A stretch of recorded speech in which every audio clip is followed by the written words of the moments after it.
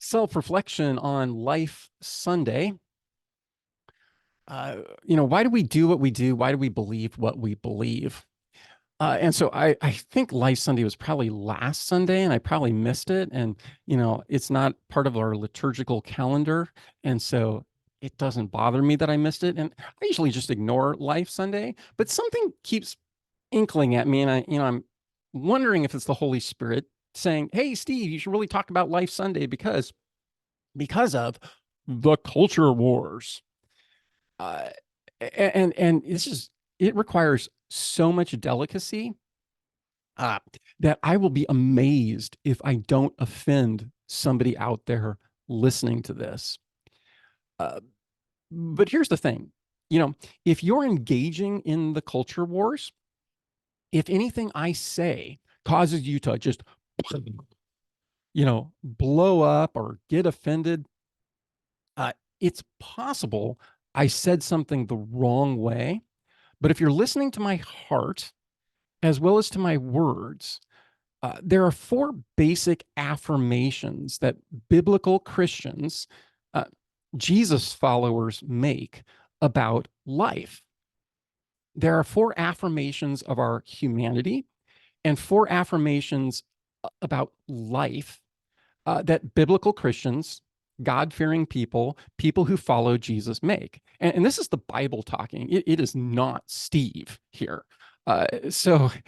Number one, we affirm the humanity and the life of the vulnerable, namely four groups of people: the widow, the orphan, the poor, and the foreigner. We affirm the humanity and the life of the widow, the orphan, the poor, and the foreigner. Okay? Basic biblical theology, basic biblical faith here. It's what Jesus did. Number two, we affirm all people of affirm the humanity and the life of all people, regardless of, well, not regardless of, but all people in their race, creed, color, whoever they are, whatever they identify as.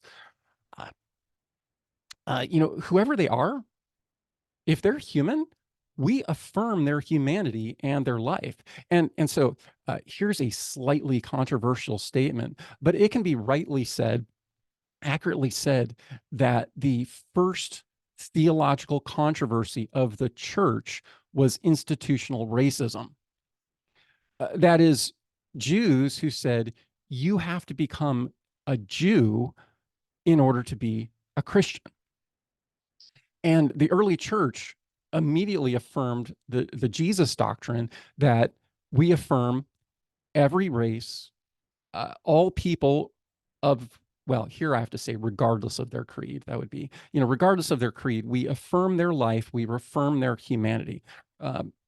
In their race, their color, we affirm their humanity, we affirm their life.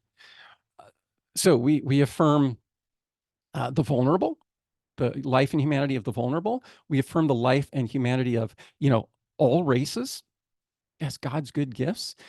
And then we affirm biblical marriage and biblical sexuality.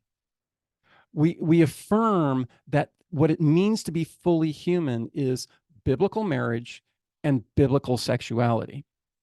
That is life affirming and it is humanity affirming. It's the way God made us to be human. Now, if we start engaging in the culture wars, if you start getting angry or bitter or combative or accusatory, then you're no longer affirming people's life and humanity. If you're engaging in legislation, you're not affirming life and humanity. What Jesus does is he shows compassion for all four of those areas: the vulnerable, every race, if yeah, ethnicity probably is a better word, uh, and biblical marriage and sexuality. There's that basic affirmation of life and humanity. We simply don't toss people aside. We don't toss away human life and throw it in the garbage can or treat people with disrespect. Again, that's just basic biblical theology. Again, if this makes you go ballistic or upsets you, maybe it's the way I said it. In which case, come talk to me. But this is again just basic theology, basic Christianity, and a good message, I think, for Life Sunday. I know when I first heard these four, I was like, yeah, good stuff.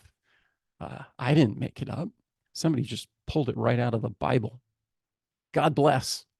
I'd love your thoughts, especially, well, maybe not especially if I offended you, but if I somehow offended you, just point out, you said such and such, and that's the wrong way to put it. You should have said it this way, especially if you have a biblical way of saying it. All right. God's peace out.